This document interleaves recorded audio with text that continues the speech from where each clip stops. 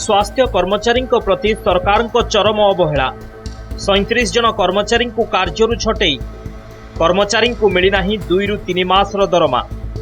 नवरंगपुर जिलार विभिन्न चिकित्सालय नियोजित होइथिबा 37 जन स्वास्थ्य कर्मचारी छटई करा जाइछे।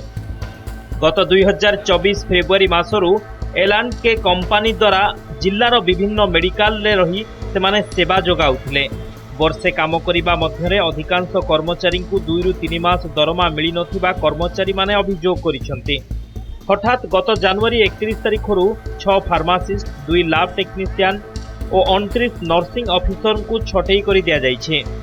स्वास्थ्य कर्मचारी माने चिंतारे थिबा बेले पुनः नियुक्ति पाई जिला चिकित्साधिकारी निकट में से दाबी करिसंती।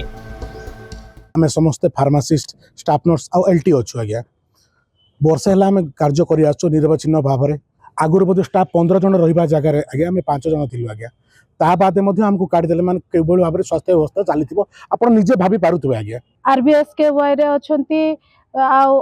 एलटी माने मध्ये अछंती अनेक भाई भौणी माने अछंती से मान को कोनोसी भाव रे कोडा जाय नै किंतु आम मान को खाली 36 जन को ही कोडा जायछि।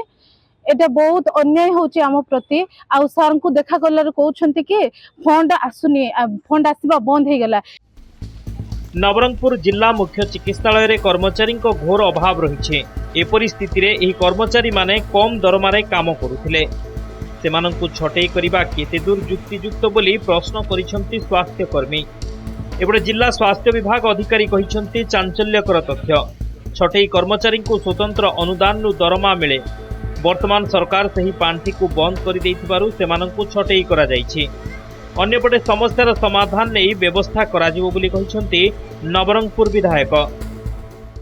सीडीएम सर को भेटला पर सर कहले जो पांठी आपण मन को पैसा दिया होतिला से पांठी आ पैसा आसुनी अनुदान आसुनी तो आमे केते दिन दबु आपण पाखापाखि नवेम्बर रु पुनी फंडिंग आसुनी सर को कहबा अनुसार आमे 2 मास को फंडिंग रु देलु एबे आउ देई पारिबुनु। विभाग को स्वास्थ्य विभाग को प्रशासन अधिकारी मान को कथा हेबु से माने जो वर्षे काल सेवा करथिले कौन कौन समस्या भितर आलोचना करके हम चेष्टा करिवु तांकर किमिति आउ थरे तांकर कथा को ग्रहण करा हो। पुनः नियुक्ति दिया न गले आगो को जोरदार आंदोलन करिवे बोली चेतावनी दैछंती स्वास्थ्य कर्मचारी। Nabarangpur Ajit Kumar Nayak report Nandighosh TV.